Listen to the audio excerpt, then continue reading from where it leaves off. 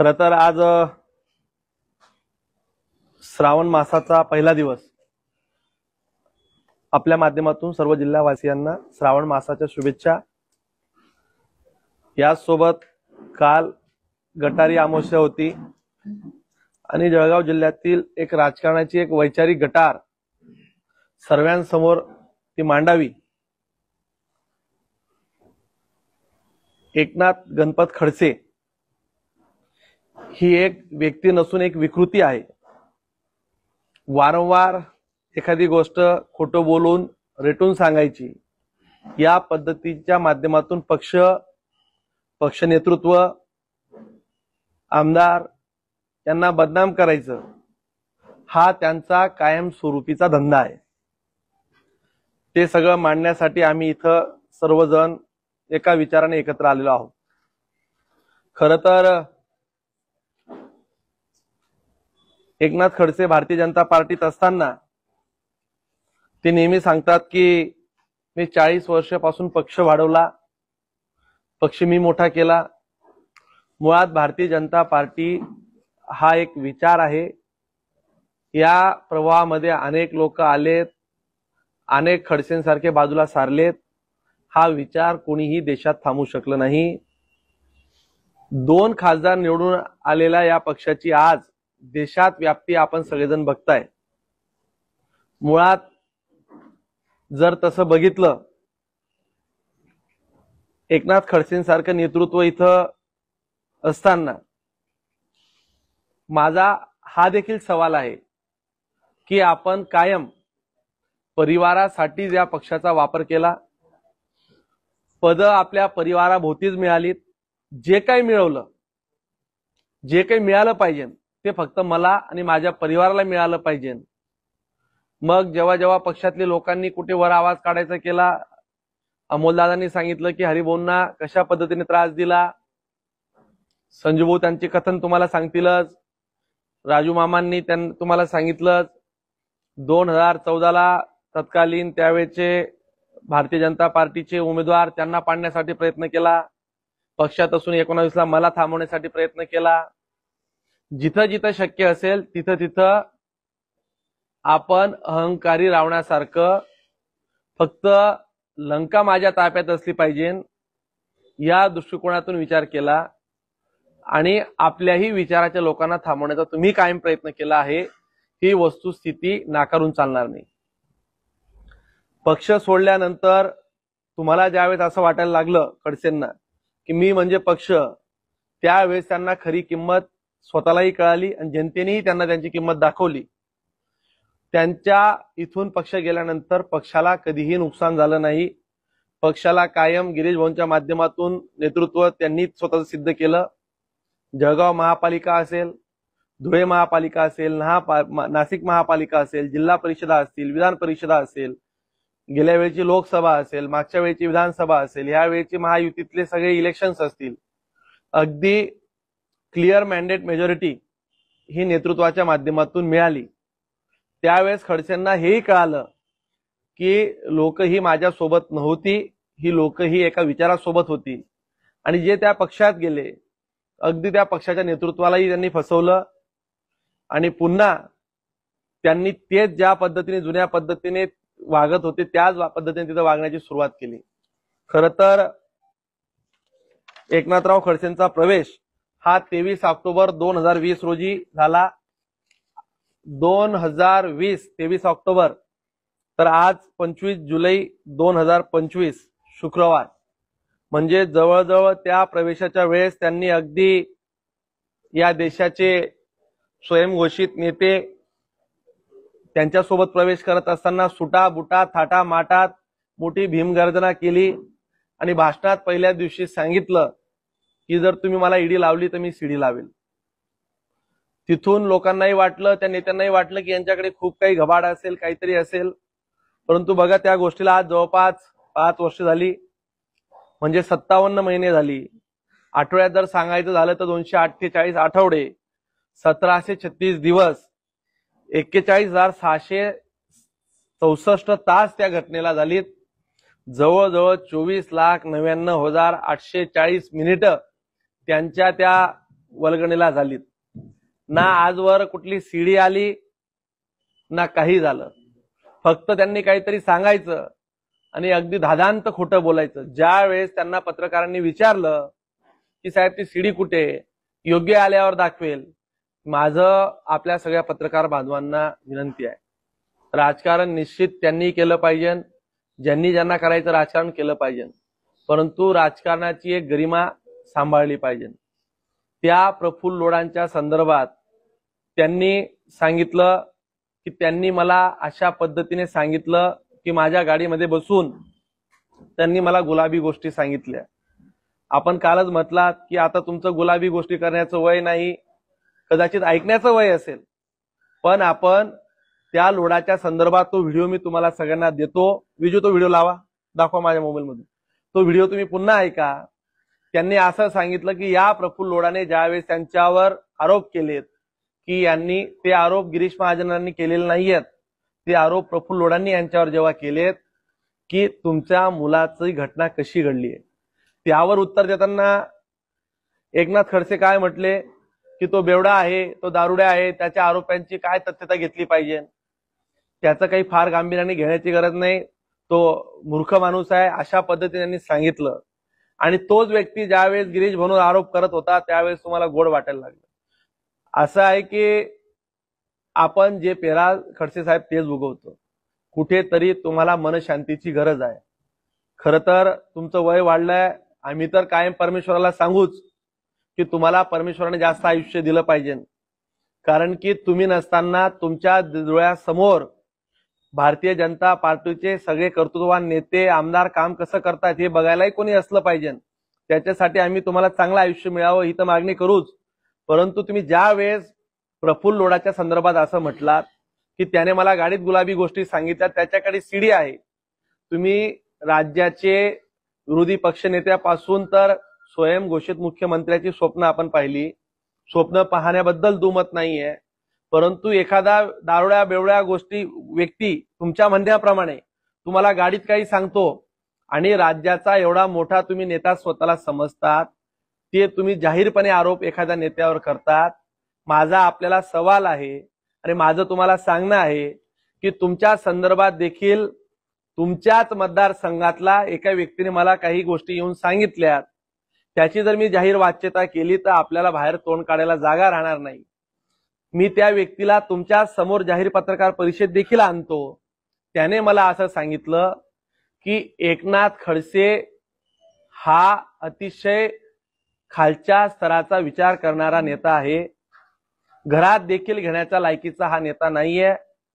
त्यांनी मला असं सांगितलं, मी यांना अतिशय जवळून पाहतो, 20 वर्षाच्या यांच्या इतिहासात यांनी अनेक लोकांना संपवलं, जवळच्या लोकांना त्रास दिला, हे तर राजकारणात त्यांनी केलंच, परंतु व्यक्ती म्हणून ही विकृती आहे.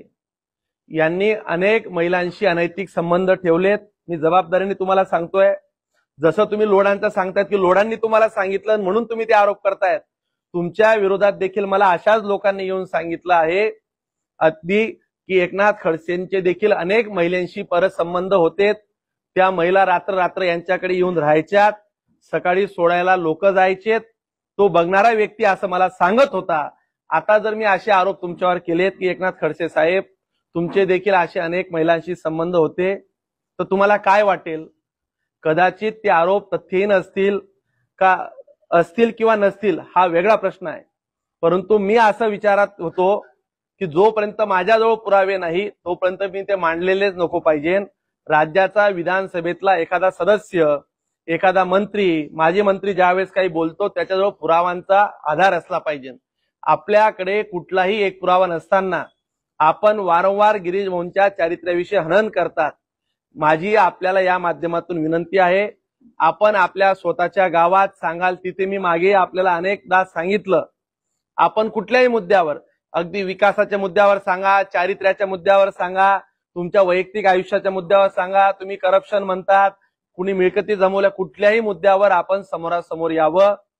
वर्षानुवर्ष आपण असे बिनबुडाचे आरोप करून जनमानसामध्ये भारतीय जनता पार्टीच्या नेत्यांची, गिरीश भाऊंची प्रतिमा मलिन करण्याचा वारंवार जो प्रयत्न करताय हा अतिशय चुकीच्या, लज्जास्पद आणि खालच्या स्तराला जाणार आहे.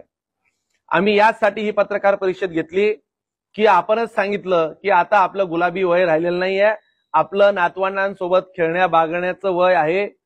कदाचित तुम्ही ते गोष्टी विसरला असाल, परंतु तरी देखील वयाच्या उत्तरार्धात आपण काय वागावं, कसं वागावं, कुठे काय बोलावं याचं तारतम्य तुम्हाला असलं पाहिजे होतं. परंतु अनेक आपल्याला आजारांच्या व्याधी असल्यामुळे, आपण अनेक प्रकारचे मेडिसिन घेत असल्यामुळे कदाचित आपला मनावरचा ताबा सुटत असेल असं आम्ही आता गृहीत समजायला लागलो आहे. परंतु आपल्याला या माध्यमातून आज शेवटची विनंती आहे, आम्ही जरी वयाने लहान असलो परंतु आम्हाला सुसंस्कृतपणा हा आमच्या परिवाराने शिकवला आहे, आमच्या पार्टीने आम्हाला शिकवला आहे. याच्या पुढे जर आपण वारंवार अशा पद्धतीने चुकीचे वक्तव्य करून, जर चुकीच्या माहिती जर पसरवून पक्षाची जर प्रतिमा खराब करत असाल, नेत्यांची प्रतिमा खराब करत असाल, तर तुम्हाला त्याच्या डबल उत्तर याच्या पुढे मिळेल. तुमचे किस्से, तुम्ही काय लोकांना किस्से सांगता, तुमचे किस्से तुमच्या इथं येऊन, मुक्ताई नगरामध्ये येऊन लोकांनी सगळे किस्से तुमच्याविषयी, तुमच्या परिवाराविषयी सगळ्यांना सगळे किस्से माहिती आहेत. त्याच्यामुळे त्याची बोलायला आम्हाला भाग पाडू नका. जर तुम्ही बिना पुराव्यांच्या आधारे बोलत असाल तर तशाच पद्धतीने बिना पुराव्यांच्या आधारे आम्ही देखील तुमच्या इथं, हा मला असं सांगत होता, त्या माणसाला सोबत घेऊन तिथं आम्ही आता तुमचे किस्से सांगायला सुरुवात करू. माझी या माध्यमातून आपल्याला विनंती आहे, आपल्याला सांगणं आहे, वयाने जरी लहान असलो तरी मी तुम्हाला सांगतो की तुम्ही कुठेतरी सुधरावं आणि आपण जे आरोप करताय त्या आरोपांचे पुरावे द्यावे. तुम्हाला कोणी एवढ्या दिवसापासून थांबवलं? तुम्ही आज 5 वर्षापासून सीडी लावताय. जर तुम्ही तुमच्या आईचं दूध प्यालं असाल, ती सीडी जनतेला दाखवावी. तुमच्याकडे कुठलेही हनी ट्रॅपचे पुरावे असतील तर ते दाखवावे.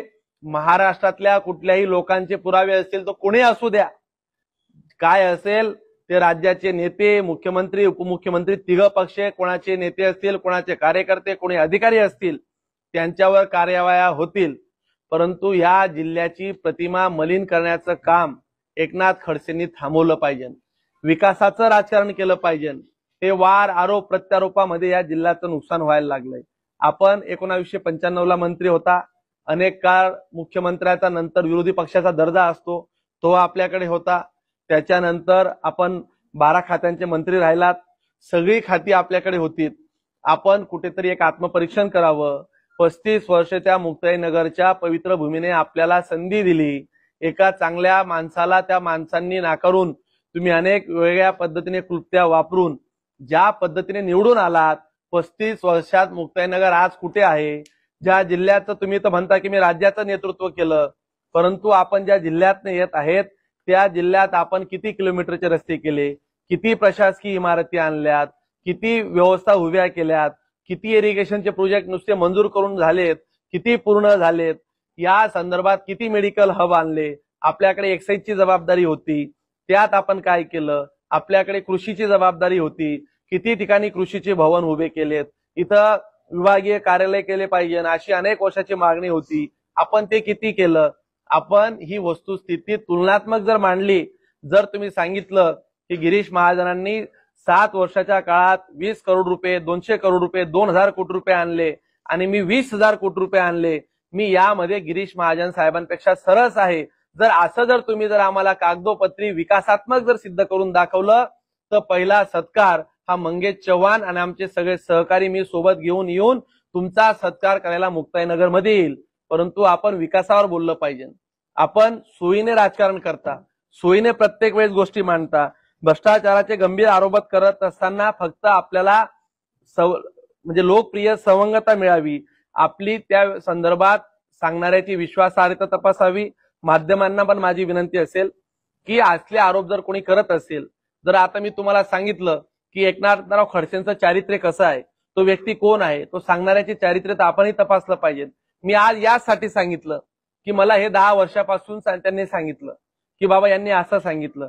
त्या मुलांच्या संदर्भात त्यांनी जे आरोप केले, अगदी गिरीश भाऊंच्या परिवारावर जात असताना, खरं तर मी गेल्या आता अनेक वर्षापासून आम्ही सगळेजण गिरीश भाऊला पाहतो, कुटुंब वत्सलता त्यांना आम्ही पाहतो की मुली असतील ते म्हणतात की त्यांना मुलगा नाही.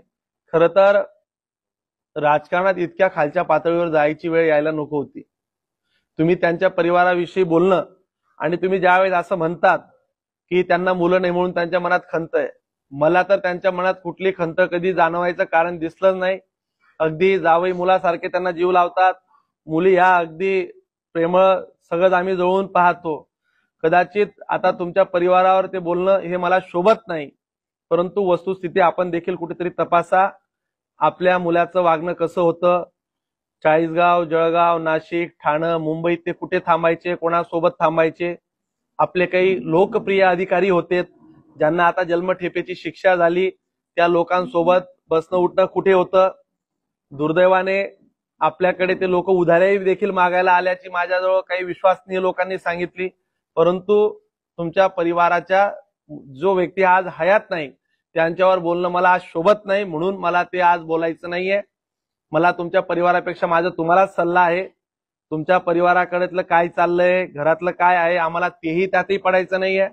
परंतु तुम्ही ज्या पद्धतीने एखाद्या व्यक्तीला, एखाद्या पक्षाच्या नेत्याला आयुष्यातनं उठवण्यासाठी ज्या पद्धतीने प्रयत्न करतात, आजवर तुम्ही अनेक लोकांना राजकीय आयुष्यातनं उठवलं, तुमच्या तालुक्यातल्या अनेक लोकांना राजकीय जीवनातून संपवलं, जिल्ह्यातल्या अनेक मातंबर लोकांना तुम्ही नामोहरण हे लोकांमधून केलं नाही, त्यांच्यावर खोटे गुन्हे दाखल झाले. माझ्याकडे सगळ्या लोकांची यादी आहे.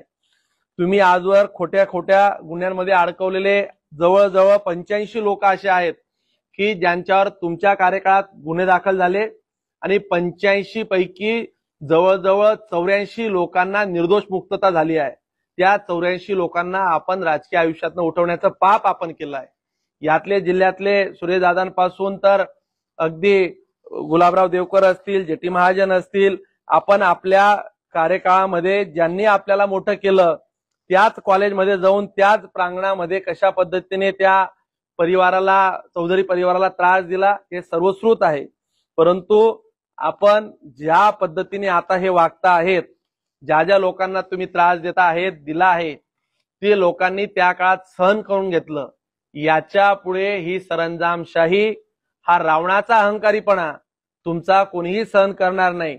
आणि माझी तुम्हाला पुन्हा एकदा सूचना समजा, विनंती समजा, तुम्हाला ज्या भाषेत समजवता येईल त्या भाषेत समजवण्याची आमची ताकद आहे, परंतु आम्ही त्या पद्धतीने वागू इच्छित नाहीये.